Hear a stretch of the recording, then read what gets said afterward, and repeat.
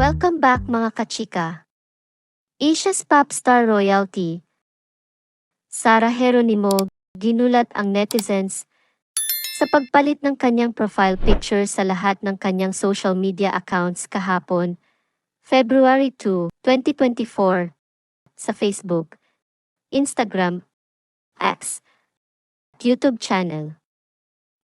Maraming komento na maaring buntis na ang singer, actress.